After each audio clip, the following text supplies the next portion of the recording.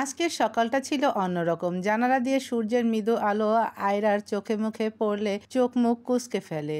শেষ রাতের দিকে সে ঘুমিয়েছে, এখনো ঘুম কাঁচা। শরীর জুড়ে অসহ্য ব্যথারা যেন মাথাচাড়া দিয়ে উঠেছে। মুহূর্তেই ভেসে ওঠে কাল রাতের স্বামী নামক মানুষটার পাগলামি, উন্মাদনা। লজ্জায় লাল হয়ে ওঠে আয়রার মুখশ্রী। আয়রা একটু নড়েচড়ে ওঠার চেষ্টা করলে কারো শক্ত হাতের বাঁধনে বাধা পড়ে। চোখ ঘুরিয়ে দেখল ইয়াসিন তাকে আষ্টেপৃষ্ঠে জড়িয়ে ধরে আছে। আয়রার নড়াচড়ায় বেশ বিরক্ত বোধ করছে হয়তো, চোখ নাক কুঁচকে ফেলেছে। সেভাবেই আয়রাকে জড়িয়ে ধরে ঘুমন্ত নেশাক্ত কণ্ঠে বলল, আয়রা বেবি, এখনো নড়াচড়া করার শক্তি পাচ্ছ কিভাবে? আমি কি তাহলে তোমায় ঠিকভাবে আদর করতে পারিনি? বলেই চাইল আয়রার পানে। আয়রার মুখশ্রী লালবর্ণ ধারণ করেছে। অসভ্য লোকের বেসামাল কথা শুরু হয়েছে। আয়রা মুখ ঝামটা দিয়ে বলে, অসভ্য লোক ছাড়ুন বলছি। ইয়াসিন বাচ্চাদের মতো ঠোঁট ফুলালো, তারপর আবার চোখ বন্ধ করতে করতে বলল, তোমার বরের এখনো ঘুম সম্পূর্ণ হয়নি, তো আপনি ঘুমান, আমাকে ছেড়ে দিন। আয়রা প্রত্যুত্তর করল। ইয়াসিন ঠোঁট উল্টে বিগড়ে যাওয়া বাচ্চাদের মতো বলল, বউ ছাড়া আমার ঘুম হয় না। আমার একমাত্র ঘুমের ওষুধ বউ। বউকে না জড়িয়ে ঘুমালে ঘুমেরা টাটা বাই বাই দিয়ে গায়েব হয়ে যাবে। আয়রা নড়াচড়া করছে, ছাড়া পাওয়ার জন্য হাত পা ছুড়ছে আর বলছে, ইস, একদম নাটক করবে না, ছাড়ুন না প্লিজ। নতুন বউ এতক্ষণ ঘুমালে লোক মন্দ বলবে। ইয়াসিন এবার চোখ তুলে তাকালো, তারপর আয়রার বুকে মাথা রেখে বলল, নতুন বউয়ের অনেক কাজ থাকে, রাতে লোকে জানে, তাই তাড়াতাড়ি উঠলে উল্টো আমার দিকে আঙ্গুল উঠবে জান। বেসামাল লোকের নির্লজ্জ কথায় আয়রার বেগতিক অবস্থা হয়, লজ্জায় কুকড়ে ওঠে। তখনই দরজায় কড়া নাড়ে কেউ। বাহির থেকে ভেসে আসে, ভাইয়া ভাবি তোমাদের খেতে ডাকছে নিচে, তাড়াতাড়ি আসো। আয়রা ভীষণ লজ্জা পেল, ইয়াসিনের দিকে করুণ দৃষ্টি ফেললো। ইয়াসিন আর জ্বালালো না, মেয়েটাকে ছেড়ে দিল। আয়রা যেন হাঁপ ছেড়ে বাঁচলো। কোনো রকম গায়ে চাদর জড়িয়ে ওয়াশরুমে গেল। ইয়াসিনের ঠোঁটে তৃপ্তির হাসি। আরহানের সকাল সকাল ঘুম থেকে ওঠার অভ্যাস। সকালে উঠে সে তার বারান্দায় শরীরচর্চা করে। আজও তার ব্যতিক্রম হয়নি। অবশ্য ব্যতিক্রম একটু হয়েছে। আগে যে রুমে নিজে একা ছড়িয়ে ছিটিয়ে ঘুমাতো, আজ সেই রুমে অন্য একজন ও ঘুমাচ্ছে। ঘুম থেকে ওঠার পর এক পল ঈশানীর দিকে তাকিয়েছিল। মেয়েটা বেঘরে ঘুমোচ্ছে। ঘুমানোর সময় ওড়নাটা শরীরে জড়িয়ে রেখেছিল, সেটা কিছুটা সরে গেছে। প্লাজোটা খানিক উপরে উঠেছে। ঘুমন্ত মুখ আর এমন বিধ্বস্ত অবস্থা দেখে আরহানের পুরুষালী হৃদয়টা ধক করে ওঠে। পর মুহূর্তেই আরহান নিজেকে শাসায়, তুই এত নির্লজ্জ হলি কবে থেকে? একটা বাচ্চা মেয়ের দিকে এভাবে তাকাচ্ছিস? যদিও মেয়েটা তোর বউ, তবু এখনো দূরত্ব আছে। আর মেয়েটা নিতান্তই বাচ্চা, শুধরে যা। নিজে নিজে এসব বিড়বিড় করে সে দ্রুত ওয়াশরুমে যায়। তারপর ফ্রেশ হয়ে এসে শরীরচর্চায় ব্যস্ত হয়। এদিকে ঈশানীর ঘুম কিছু পাতলা হয়। চোখ মেলে তাকায়। প্রথম 2 সেকেন্ডে সব অপরিচিত লাগে তার। পর মুহূর্তেই মনে করে এটা তার স্বামীর কক্ষ, আর সে এখন বিবাহিত। সে রুমের চারদিকে চোখ বোলায়। তার স্বামী নামক মানুষ নেই রুমে। সে উঠে ওয়াশরুমের দিকে আগায়, সেটাও বাহির থেকে লাগানো। ঈশানী ভাবলো হয়তো আরহান নেই রুমে, তাহলে আজ ভোর ভোর উঠেছে। প্রকৃতির হাওয়া খেতে ব্যালকনির দিকে পা বাড়ায়। মুহূর্তেই পা থেমে যায়। চোখে পড়ে এক সুগঠিত দেহের পুরুষ শরীরচর্চায় নিমগ্ন। উদাম শরীরে ডাম্বল হাতে শরীরচর্চায় ব্যস্ত। ঘামে চকচকে কপাল, পেশির ভাঁজে আলো পড়ে যেন এক শিল্পীর নিখুঁত তুলির আঁচড়। প্রতিটি মুভমেন্ট যেন নিয়ন্ত্রিত শক্তি। ঈশানীর চোখ আটকে যায় তার হাতে বাহুর পেশিতে। পেশিবহুল বাহু, চওড়া কাঁধের গতিবিধিতে বেড়ে যায় কিশোরীর বুকের ধুকপুকানি। কিন্তু সবচেয়ে বেশি দৃষ্টি কাড়ছিল তার মুখের অভিব্যক্তি, একটা শান্ত মনোযোগী ভাব, যেটা না চাইলেও চোখ টেনে রাখে। ঈশানী অভিভূতের ন্যায় চেয়ে। তখনই আরহান পিছু ফিরে। দুজনের চোখের মিলন ঘটে। ঈশানীর ভিতরের সত্তা হাঁসফাঁস করে ওঠে। লুকিয়ে লুকিয়ে দেখার অপরাধে নিজেকে দুটো ভয়ানক গালি দেয় মনে মনে। এভাবে ধরা ধরা পড়ে যাবে ভাবেনি। আরহান এক পা দুপা করে এগিয়ে আসে, যেটা দেখে ঈশানী ধরা পড়ে যাওয়া চোরের মতো দৌড়ে পালায়। আরহান অবাক হয়ে যায় ঈশানীর আচরণে, হতবিহ্বল হয়ে দাঁড়িয়ে থাকে। ঈশানী নিচে নেমে আসে। বাড়ি ভর্তি মেহমান আর নেই। কালকে বিয়ের পরপরই প্রায় সবাই চলে গেছে। গুটি কয়েকজন যারা আছে তারা নিকটস্থ আত্মীয়, আজই হয়তো চলে যাবে। মিনারা বেগম রান্নাঘরে সকালের নাস্তা বানাচ্ছে, হাতে হাতে কাজ করে দিচ্ছে ময়না। ঈশানী গুটি গুটি পায়ে গিয়ে দাঁড়ায় মিনারা বেগমের পিছনে। কিছু বলবে কিনা ভাবছিল। ময়না ঈশানীকে দেখে দাঁত কেলিয়ে হাসে, তারপর হেসে হেসে বলে, আপামনি উঠা গেছেন, ঘুম ভালা হইছে নি? ঈশানী এত ভাবলো না, স্বাভাবিকভাবেই উত্তর দিল, হ্যাঁ ভালো হয়েছে। মিনারা বেগম চোখ রাঙালেন। ময়না আর কিছু বলল না, তবে মুস্কি মুস্কি হাসতে ভুলল না। মিনারা বেগম ঈশানীকে ডাকলেন, তারপর বলল, বাবু উঠেছে? ঈশানী কেমন লজ্জা পেল, ভিতরটা ছটফটিয়ে উঠল। কোনো রকম মুখ দিয়ে বের করলো, মিনারা বেগম ফের বললেন, দ্রুত সকালের নাস্তা খেয়ে তৈরি হয়ে নিবি, আয়রার বউ ভাত আজকে। ঈশানী মাথা দোলালো, জিজ্ঞেস করলো, আরুপু কি আজকে আসবে ছোট মা? মিনারা বেগম কাজ করতে করতেই বললেন, হ্যাঁ জামাই সহ আসবে। আর শোন, আমার রুমের ড্রেসিং টেবিলের ওপর শাড়ি আর কিছু গহনা আছে, ওগুলো পরে তৈরি হবি। ঈশানী ভীষণ খুশি হলো, গদগদ হয়ে বলল, আরুপু আসছে, ভালো হবে। আমার আপুকে ছাড়া একদম ভালো লাগে না, কেমন একা একা লাগে। তারপর হাতে হাতে কাজ করে দিল। খাবার টেবিলে আস্তে আস্তে সকলে উপস্থিত হয়েছে। জাহিদ চৌধুরী, আরহান সবেই বসেছে খেতে। পাশে বসেছেন এক বৃদ্ধ মহিলা, সম্পর্কে জাহিদ চৌধুরীর ফুফু হয় আর আরহানের দাদি। জাহিদ চৌধুরীর মা মারা যাওয়ার পর এই মহিলা অনেক করেছে, সে হিসেবে তাকে যথেষ্ট মান্য করা হয়। ঈশানী রান্নাঘর থেকে খাবার এনে টেবিলে দিচ্ছে। বৃদ্ধ মহিলা নিখুঁত চোখে দেখছে ঈশানীকে। হঠাৎ ঈশানীকে থামিয়ে দিল, পা থেকে মাথা পর্যন্ত দেখে মুখ বাঁকিয়ে বলল, নতুন বউ তুমি, শাড়ি পরো নাই কেন? এখনো কি বাড়ির মাইয়া আছো তুমি? বউ হইছো, বউয়ের মতো থাকবা, বুঝছো? ঈশানী কিছু বলল না, মাথা নিচু করে রইল। পায়ের বৃদ্ধা আঙ্গুল দিয়ে ঘরের টাইলস খুঁড়ছে। বৃদ্ধা মহিলা এবার সব লজ্জা শরমের মাথা খেয়ে বলল, শরীরে তো 100 টাক মাংস নেই, আমার অমন হৃষ্টপুষ্ট বলবান নাতিরে খুশি করবা কি দিয়া? বেশি বেশি খাইয়া গতরে মাংস বানাও, স্বামী সামলাইতে হইব তো। আরহান কেবলই জুসের গ্লাসে চুমুক দিয়েছিল। এরকম নির্লজ্জ কথা শুনে নাকে মুখে উঠে গেল। কেসে উঠল সে। ঈশানী লজ্জা শরমে গাঢ় হয়ে রইল। চলে যাওয়া বেয়াদবি হবে বলে নিজের চিবুক গলায় নামিয়ে দাঁড়িয়ে আছে। তার এই মুহূর্তে মনে হচ্ছে তাকে যদি এই পৃথিবী থেকে উধাও করে দেয়া হতো তাহলে বোধহয় সবচেয়ে বেশি ভালো হতো। ছেলে ও ছেলের বউয়ের সম্মুখে এমন কথায় জাহিদ চৌধুরীও বেকুব বনে গেছে। কোন রকম ফুফুকে বললেন, এসব কি বলছো ফুফু, চুপচাপ খাও তো। বলেই সেও পালালো। বৃদ্ধা ভীষণ বিরক্ত হলো, নাক মুখ কুঁচকে বলল, আমি কি ভুল কইলাম? দাদু ভাই তুমি কও, ওর গতরে গোস্তের দরকার আছে না এই হাড্ডি শরীরে? বাকিটা সম্পূর্ণ করার আগে আরহান বলে উঠল, সমস্যা কি দাদি, ও না পারলে তুমি আছো তো, তোমারে তো দাদা আমার জন্যই রেখে গেছে, তুমি আইসো ওর জায়গায়। ঈশানী এবার লজ্জায় হেসে ফেললো। আরহান মৃদু ধমক দিয়ে বলল, এখানে কি করছো, যাও মার কাছে যাও। বৃদ্ধা মহিলা আরহানের পিঠে চাপড় বসিয়ে দিল, মেলা দুষ্টু হইছস তুই, তোর দাদাও এমন আসিল। আরহান আর শুনল না, উঠে চলে গেল। বৃদ্ধাও খেতে খেতে কল্পনা করতে লাগলো নিজের প্রাণপ্রিয় গত হওয়া স্বামীকে। ঈশানী সবে গোসল করে বের হয়েছে, দেখে ময়না বসে আছে, বিছানার ওপর শাড়ি গহনা। ময়না দাঁত কেলালো। যে কোনো মুহূর্তে দাঁত কেলানো এই মেয়ের অভ্যাস, দেখতে খারাপ লাগে না। তারপর ঈশানীকে বলল, আফামনি আপনারে কিন্তু এখন আমার ভাবিমনি কওয়া উচিত, কি কন? ঈশানী চুলে পেঁচানো টাওয়েল খুলতে খুলতে বলল, আপামনি ঠিক আছে, এটাই ডাকবে। ময়নার বোধহয় কথাটা পছন্দ হয় নাই, তবুও কিছু বলল না। এগিয়ে এসে বলল, খালাম্মা কইছে আপনারে এই শাড়ি পিন্ডা রেডি হইতে।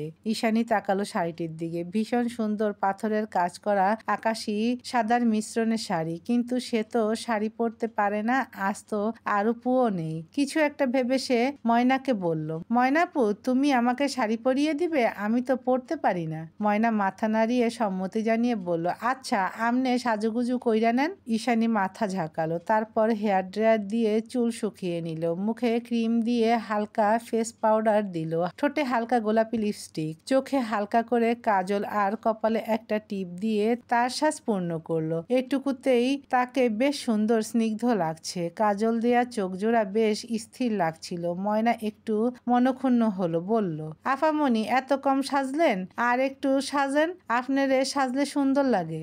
ঈশানী হাসলো একটু, তারপর প্রত্যুত্তর করলো, এতেই হবে, তুমি আমায় এখন শাড়িটা পরিয়ে দাও। ময়না শাড়ি পরিয়ে দিচ্ছে। আঁচল ঠিক করতে যে সেফটি পিন পাচ্ছে না। এটা আরহানের রুম, এখানে মেয়েটার জিনিস থাকবে না সেটাই স্বাভাবিক। ঈশানী ময়নাকে বলল তার রুমে সেফটি পিন আছে, গিয়ে নিয়ে আসতে। ময়নাও দৌড় লাগালো। ঈশানী দাঁড়িয়ে শাড়ির কুচি ঠিক করছিল। তার লম্বা চুলগুলো হেয়ার ক্লিপ দিয়ে উঁচু করে বেঁধে রেখেছে, আর আঁচল ঠিক না করায় কোমর ও পিঠের বেশ কয়েকটা জায়গা উন্মুক্ত ছিল। আরহান নিজের রুমে আসলো, উদ্দেশ্য গোসল করে তৈরি হবে, কিন্তু নিজের রুমে ঢুকে এমন দৃশ্য দেখে তার পা জোড়া আপনা আপনি থেমে যায়। তার গলা যেন শুকিয়ে গেছে, ভিতর থেকে পানির জন্য ছটফট করছে, শুকনো ঢোক গিলল। ঈশানীর ফর্সা আকর্ষণীয় লতানো কোমর ও পিঠে নজর আটকে গেল না চাইতেও। বিশেষ করে পিঠের ওপর কালো কুচকুচে তিল চেয়েও নিষিদ্ধ ইচ্ছেরা মাথাচাড়া দিয়ে উঠল। চেয়েও নজর ফেরাতে পারল না। সাদা আকাশির সংমিশ্রণে পরিহিত শাড়িতে যেন তাকে এক টুকরো আকাশ লাগছিল। তখনই ময়না এসে দাঁড়ালো আরহানের পিছনে, উকি দিয়ে দেখার চেষ্টা করলো ব্যাপারটা। কাহিনী বুঝে মিটিমিটি হাসে সে, তারপর টিপ্পনি করে বলে, ভাইজান আপনারই বউ তো, ভিতরে গিয়ে ভালোভাবে দেখেন, কেউ না করব না, এমনে লুকাই লুকাই দেখা কি মজা আছে। ময়নার কথা শুনে ঈশানী তড়িৎ পিছু ফিরে যায়। আরহানকে দেখে তার শরীরে একটা শীতল ঢেউ খেলে গেল বোধহয়। লজ্জা শরম সংকোচে মুখ লাল হয়ে ওঠে। আজ যেন তার লজ্জা পাওয়ার দিন। সকাল থেকে লজ্জা পেতে পেতে তার মুখ টমেটো হয়ে গেছে যেন। আরহান চোখ রাঙিয়ে তাকায় ময়নার দিকে, তারপর দাঁতে দাঁত পিষে বলে, আমার বউকে আমি লুকিয়ে দেখি, সামনে বসিয়ে দেখি, তোর কি সমস্যা, নিজের কাজ কর যা। আমার বউ কথাটা ঈশানীর মস্তিষ্ক সবার আগে ধরলো। আবার যেন বৈদ্যুতিক শক বয়ে গেল, শরীর তরঙ্গায়িত হলো। ময়না দাঁত কেলিয়ে রুমে ঢুকলো। আরহান ওয়াশরুমে ঢুকলো। যাওয়ার আগে একবার শুধু বলল, বাইরে যাওয়ার আগে চুলগুলো খুলে বের হবে। ঈশানী বলতে চাইলো, এই গরমে কে চুল খোলা রাখে, কিন্তু বলতে পারলো না। তার আগেই আরহান ভিতরে ঢুকে গেছে। ময়না হাসতে হাসতে বলে, ভাইজান দেহি একদিনেই বউ পাগল হয়ে গেছে, বউয়ের পিঠ পুট কাউরে দেখবার দিবারই চায় না। ঈশানী চোখ রাঙালো। ময়না চুপ হয়ে গেলেও মিটিমিটি হেসে যাচ্ছে। আর এদিকে ঈশানী লজ্জা সংকোচ নিয়ে মরমে মরে যাচ্ছে, ছুঁয়ে যাচ্ছে নতুন নাম না জানা কত নরম অদৃশ্য অনুভূতি। রৌদ্রতপ্ত দিন, চারদিকে এক ভ্যাপসা ছেড়েছে। সূর্যটা যেন রাগ করে প্রখর দীপ্তি ছড়িয়েছে চারদিকে। চৌধুরী বাড়ির সকলে কিছুক্ষণ আগে ইয়াসিনের বাড়িতে এসেছে। আয়রা বাবা মা ভাইকে দেখে কেঁদে ফেলে। একদিন বাড়ি থেকে দূরে, অথচ মনে হয়েছে কত বছর হয়ে গেছে। জাহিদ চৌধুরী মেয়ের মাথায় হাত দিয়ে শান্ত করেন। বৌভাতের অনুষ্ঠান শেষ হলেই তারা মেয়ে ও জামাইকে নিয়ে বের হবে। ঈশানীর অবস্থা গরমে নাজেহাল। একে তো অসহ্যকর গরম, তার উপর শাড়ি গহনা চুল ছেড়ে তার আরো বেহাল দশা। কমিউনিটি সেন্টারের হল রুম জুড়ে মানুষের আনাগোনা যেন এসি রুমটাকেও উত্তপ্ত করছিল। আরহান দাঁড়িয়ে কথা বলছিল অন্যদের সাথে, কিন্তু তার নজর ছিল ঈশানীর ওপর। দূর থেকেই খেয়াল করলো মেয়েটার অস্বস্তি, বিরক্তিতে নাকমুখ কুঁচকে ফেলা, বিচলতা, ক্লান্তি। আরহান কথা শেষ করে সামনে দাঁড়ানো ব্যক্তির সাথে, তারপর পা বাড়ায় ঈশানীর দিকে। কিন্তু ঈশানীর দিকে তাকাতেই চোখে পড়ে ঈশানীর টেবিলে একজন অপরিচিত ছেলে বসা। কপালে ভাঁজ পড়ে আরহানের। সেভাবেই এগিয়ে যায় টেবিলের দিকে। ছেলেটা আরহানকে মোটেও পাত্তা দেয় না, নিজের কাজ করে যায়। ঈশানীকে বলে, এই যে মিস, আপনার নাম আর নাম্বারটা দিন না প্লিজ। ঈশানী এতক্ষণ বিরক্ত হয়ে অন্যদিকে তাকিয়ে এড়িয়ে চলার চেষ্টা করছিল, কিন্তু এ তো পুরাই নাসরবান্দা। এমনিতে গরমে যাচ্ছে তাই অবস্থা, এখন এই লোকের প্যানপ্যানানিতে আরো বিরক্ত হয়। শক্ত কণ্ঠে কিছু বলার জন্য মুখ ঘোরালেই আরহানের শক্ত নজরে আটকে যায় সে কিছু বলার আগেই আরহান গম্ভীর কণ্ঠে বলে ওঠে, মিস না মিসেস হবে, ওনার নাম মিসেস ঈশানী চৌধুরী, আর নম্বর ওনার হাজবেন্ডেরটা নিতে পারেন, because she is not available. সামনে বসা ছেলেটি থতমত খেলো, কোনো রকম দুঃখিত বলে কেটে পড়লো। ঈশানী মাথা নিচু করে ফেলেছে। আরহান ঈশানীর পাশে বসে পানির বোতল এগিয়ে দেয়, পকেট থেকে টিস্যু বের করে দেয়। ঈশানী ঘাম মুছে ঢকঢক করে পানি খেয়ে একটু স্বস্তি অনুভব করে। আরহান ঈশানীকে পর্যবেক্ষণ করে বলে, কোনো সমস্যা? তোমাকে দেখে ঠিক লাগছে না। ঈশানী মাথা ডানে বামে নেড়ে বুঝালো, কোনো সমস্যা নেই। আরহান ভ্রু কুঁচকে তাকিয়ে রইল কিছুক্ষণ, পরক্ষণে উঠে চলে গেল। ঈশানী সেভাবেই বসে রইল। মিনিট 10 পর আরহান ফিরে এলো, ঈশানীকে বলল, গাড়িতে গিয়ে বসো। ঈশানী পলক ঝাপটে চাইল, ফের শুধালো, গাড়িতে বসবো কেন? আরহান ঈশানীর হাত ধরে টান দিল, তারপর প্রত্যুত্তর করলো, বাসায় যাব আমরা, তাড়াতাড়ি বের হও। ঈশানী বোকা বোকা চাহনি নিক্ষেপ করে আবার বলল, বাসায় যাব এখনই? ছোট মা, চাচু, আরুপু, ভাইয়া ওরাও যাবে তো? আমরা একা কেন যাব? আরহান এ পর্যায়ে বেশ বিরক্ত হলো। মেয়েটা বেশি প্রশ্ন করে। কপালে ভাঁজ ফেলে চাইল ঈশানীর দিকে, তারপর জবাব দিল, আমরা এখনই যাব, ওরা পরে আসবে, এখন চলো। ঈশানী আর কিছু বলতে পারল না। আরহান টানতে টানতে নিয়ে গেল যেখানে শাড়ি পরে ঈশানী হাঁটতেই পারে না, সেখানে টানাটানিতে শাড়িতে পা বেজে যাচ্ছে, বারবার পা আটকে যাচ্ছে। সে এবার বিরক্ত হলো, মৃদু চিল্লিয়ে বলল, এভাবে গরুর মতো টানছেন কেন? পড়ে যাচ্ছি তো। আরহান এ পর্যায়ে থেমে গেল, পিছনে ফিরে চাইল ঈশানীর দিকে, তারপর আলগোসে নরম হাতে ধরল ঈশানীর হাত, তারপর নিয়ে গিয়ে গাড়িতে বসিয়ে দিয়ে নিজের ড্রাইভিং সিটে বসে। তারপর সামনের দিকে তাকিয়ে ঈশানীকে বলে, চুলগুলো বেঁধে নাও। ঈশানী খুব বিরক্ত আরহানের ব্যবহারে। এরকম করে হুটহাট বদলায় কেন এই লোক? আরহানের দিকে তাকিয়ে থেকে বিরক্ত সুরে মুখ বাঁকিয়ে বলে, এভাবে নিয়ে আসলেন কেন? আমরা একা যাব নাকি?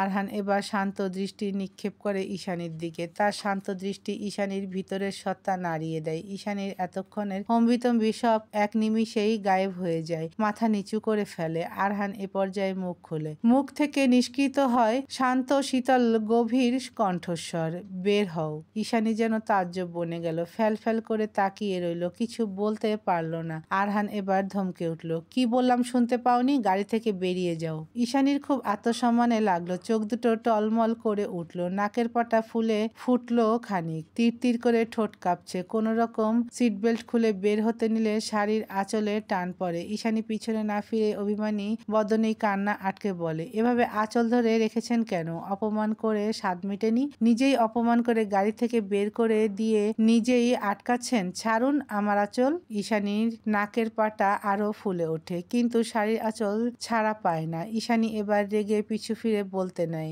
দেখুন। আর বলতে পারে না। দেখতে পায় আরহান 2 হাত উঁচু করে বসে আছে, মানে সে শাড়ির আঁচল ধরেনি। ঈশানী এবার লক্ষ্য করলো তার শাড়ির আঁচল স্টিয়ারিং এ আটকে গেছে। লজ্জায় যেন তার মাথা কাটা গেল। ছি, কি ভাববে উনি? এভাবে কেউ নিজের ইজ্জতের ফালুদা নিজে করে? নিশ্চয় ঈশানীকে নিয়ে উল্টাপাল্টা ভাবছে। এসবই মনে মনে বিড়বিড় করছিল সে। আরহান কয়েক পল চেয়ে বলল, এর জন্য বউ হিসেবে এসব বাচ্চা মেয়ে আমার পছন্দ না, এরা বোঝে কম আর ফ্যাস ফ্যাস করে কাঁদে বেশি। ঈশানী এবার চাইল, ডাগর ডাগর চোখগুলো মেলে চাইল, তারপর নির্জীব হয়ে বলল, আপনি চাইলেই এটাকে উপড়ে ফেলতে পারেন, আমি কোনো দাবি রাখবো না। কিন্তু আমি তো দাবি রাখবো।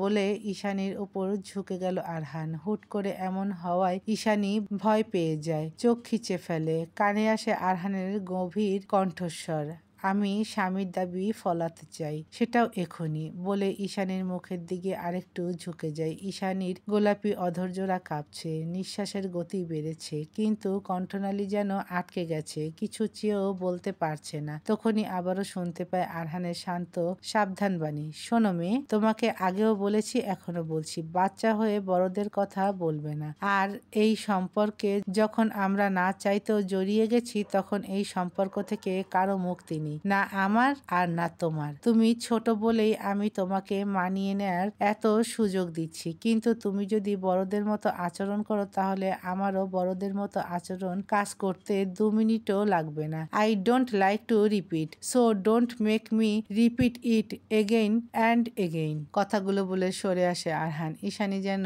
দেহে প্রাণ ফিরে পায়, চোখ খুলে তাকায়। তার গাল গরম হয়ে আছে, কান গাল দিয়ে গরম আভা বের হচ্ছে। এই লোকটার চাহনি, কাছে আসা স্পর্শ কিচ্ছু নিতে পারে না ঈশানী। কেমন মূর্ছা যায়। ঈশানী মাথা নিচু করে রয়। আরহান একবার দেখে নেয় ঈশানীকে, তারপর গাড়ি স্টার্ট দিতে দিতে বলে, চুলগুলো বেঁধে ফেলো, এখন গরম কম লাগবে, আমরা এখনই বাসায় যাব, বেশিক্ষণ লাগবে না। ঈশানী আর কথা বাড়ালো না। আরহানের প্রতিটি কথা শুনল এবং সেই অনুযায়ী কাজ করলো। জাহিদ চৌধুরী এবং মিনারা বেগম মাত্রই মেয়ে ও মেয়ে জামাইকে নিয়ে বাড়িতে প্রবেশ করলো। ঈশানী গাড়ির হর্ন শুনেই ছুটে এসেছে। এসে আয়রার জিনিসগুলো হাতে হাতে নিয়ে যাচ্ছে আয়রার সাথে।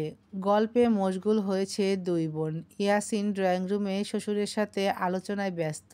আয়রা ঈশানী দুজনে আয়রার রুমে বসে আছে। আয়রা তার শ্বশুরবাড়ির গল্প করছে। ঈশানী মন দিয়ে শুনছে, মাঝে মাঝে হেসে কোটি কোটি হচ্ছে। আয়রা ঈশানীর দিকে তাকালো। মেয়েটাকে কেমন প্রাণবন্ত দেখাচ্ছে। খুব কম মেয়েটা এভাবে হাসে। আগে থেকে একটু নীরব চুপচাপ স্বভাবের ছিল। একসাথে গল্প করতে বসলে বেশিরভাগ সময় চুপ করে শুনতো, কিন্তু এরকম প্রাণবন্ত হাসি জীবন্ত ঈশানীকে আগে দেখেনি। আয়রা ঈশানীর হাত ধরে জিজ্ঞেস করলো, কি ব্যাপার ইশুরানী, খুব খুশি লাগছে আপনাকে? স্বামীর সোহাগ দেখি ফুটন্ত পদ্মফুলের মতো দীপ্তি ছড়াচ্ছে। আমার ভাই কি এমন করলো বিয়ের পর, বলতো দেখি। ঈশানী ভীষণ লজ্জা পেল। তার আরুপু এসব কি বলছে? লজ্জায় লাল আভা ছড়িয়ে পড়লো মুখশ্রীতে। লাজুক কণ্ঠেই মিনমিনিয়ে বলল, যাও, কি যে বলো তুমি, সেরকম কিছুই না। তুমি তো কত মজার মজার কথা বলছো, না হেসে কি কাঁদবো বলো? আয়রা একগাল হেসে জড়িয়ে ধরলো ঈশানীকে, তারপর আদর দিতে দিতে বলল, না একদম না, তোর মুখে সবসময় হাসি থাকুক, তুই এরকম প্রাণবন্ত সজীব শীতের শিশির কণার মতো চকচক করতে থাক। ঈশানীর হাসি দীর্ঘ হলো। এই মানুষগুলো আছে বলেই তার জীবন সার্থক, না হলে বাবা মাকে হারিয়ে সে তো কবেই নিঃস্ব হয়ে পড়ে থাকতো। রাত 11টা বাজে। ঘরে প্রবেশ করলো ঈশানী। বিকেলে বাসায় এসে যে সেই বেরিয়েছিল, এর মধ্যে ঈশানীকে দেখতে পায়নি আরহান। মহারানীর মাত্র সময় হয়েছে ঘরে আসার। ঈশানী ঘরে এসেই একটা সুতির জামা নিয়ে ওয়াশরুমে যায়। মিনিট 5 পর বেরিয়ে আসে। ব্যালকনির দিকে অগ্রসর হলে শুনতে পায় আরহানের কণ্ঠস্বর। বিয়ে করে কি পড়াশোনা বাদ দিয়ে দিয়েছো? ডাক্তার আরহান মীর চৌধুরীর স্ত্রী সামান্য এইচএসসি পাস, এটা কিন্তু আমি কিছুতেই মেনে নেব না। বিয়ে শাদী হয়ে গেছে, এখন পড়াশোনা বাদ দিয়ে সংসার সামলাবে, এরকম মনোভাব থাকলে পাল্টে ফেলো, কারণ পড়াশোনা তোমাকে করতেই হবে। ঈশানী বোকার মতো তাকিয়ে থাকে, পরপর চেয়ে থেকে উত্তর দেয়, পড়াশোনা বাদ দেব কেন, আমি তো চাই পড়াশোনা করতে। ঈশানীকে সম্পূর্ণ করতে দিল না আরহান। আবার বলে উঠল, তাহলে পড়াশোনা না করে ধেই ধেই করে এঘর ওঘর বেড়াচ্ছ কেন? কালকে থেকেই কলেজ যাবে, বুঝতে পেরেছ? ঈশানী কিছু বলল না, শুধু ঘাড় কাত করে সম্মতি জানালো। আরহান আবারও বলল, টেবিলে ল্যাম্প জ্বালিয়ে ঘুমিয়ে পড়ো। আরহান সোফার দিকে অগ্রসর হয়। ঈশানী চট করে শুধায়, আপনি ঘুমাবেন না? আরহান পিছু ফিরে চায়। কি শান্ত নির্মল চাহনি তার। চোখের ভাষা পড়তে অক্ষম হলো ঈশানী, তাই সন্তর্পণে দৃষ্টি নামিয়ে দিল। আরহান বলল, একটু কাজ আছে, শেষ করে ঘুমাবো। ঈশানী কিছু বলল না, শুয়ে পড়ল বিছানায় এক কোণা দখল করে। মাঝরাতে হঠাৎ ঘুম ভেঙে যায় ঈশানীর। পানির তৃষ্ণা পেয়েছে তার। উঠে পাশে তাকায়, লোকটা তার পাশে নেই। তারপর চোখ ঘুরিয়ে চায় ডান দিকে। ল্যাপটপের মৃদু আলোয় প্রস্ফুটিত হয় আরহানের মুখশ্রী। ঈশানী বালিশের নিচ হাতিয়ে মোবাইল বের করে হাতে নেয়। সময় দেখে নেয় রাত 2টা 45। কপাল কুঁচকে ওড়না ভালোভাবে জড়িয়ে নেয় শরীরে। তারপর এগিয়ে যায় আরহানের দিকে। ঘুম জড়ানো মিষ্টি ও মধুর কণ্ঠে বলে, এখনো ঘুমাননি? অনেক রাত হয়েছে তো। ঈশানীর ঘুম জড়ানো আবেশী কণ্ঠে থমকে যায় মানবের হৃৎপিণ্ডটা। মৃদু কেঁপে ওঠে বোধ হয়। চোখ তুলে তাকায় ঈশানীর পানে। ফোলা ফোলা মুখ, এলোমেলো চুল, কেমন যেন মোহনীয় লাগছে। আরহান চোখ বন্ধ করে নেয়। দুটো জোরে জোরে নিঃশ্বাস নিয়ে নিজেকে ধাতস্থ করে। তারপর বলে, কাজটা শেষ করে ঘুমাবো। তুমি উঠেছ কেন? কিছু লাগবে? ঈশানী পায়ের বৃদ্ধাঙ্গুল দিয়ে মেঝে খুঁটে যাচ্ছে। ধিমি গলায় বলে, পানি খেতে উঠেছিলাম। আরহান এত গুরুত্ব দিল না। টেবিলের ওপর পানির বোতল দেখে দেখিয়ে দিয়ে বলল, ওখানে আছে, খেয়ে নাও। ঈশানী এগিয়ে গিয়ে পানি খেলো, ঘুরে আবার আরহানের কাছে দাঁড়ালো, একটু বেশি কাজ ঘেঁষে। আরহান তাকালো ঈশানীর দিকে, বোঝার চেষ্টা করলো মেয়েটার অভিব্যক্তি, তারপর ভ্রু উঁচিয়ে শুধালো, কি হয়েছে? ঈশানী কিছু বলল না, মাথা নিচু করে দাঁড়িয়ে আছে। আরহান আবার জিজ্ঞেস করলো, কি হয়েছে? ঈশানী এবার মুখ খুলল, মাথা নুইয়ে ধিমি নরম করুণ স্বরে বলল, আপনিও আসুন প্লিজ। আরহান অবাক নেত্রে চাইল ঈশানীর পানে, ঈশানীর হাবভাব বোঝার চেষ্টা করলো। ঈশানী আবার বলল, এমনিতেও অনেক রাত হয়েছে, শরীর খারাপ করবে। আর ঈশানী থেমে যায়। আরহান তখনও চেয়ে কিছু বলছে না। ঈশানী আবার বলে, আমার ভয় করছে, বাজে স্বপ্ন দেখেছি। আরহান কিছু না বলে ল্যাপটপটা বন্ধ করে দিল, তারপর সোজা বিছানায় গিয়ে শুয়ে পড়ল। ঈশানী দাঁড়িয়ে দেখলো, পরে সে নিজেও গিয়ে শুয়ে পড়ে আরহানের পাশে।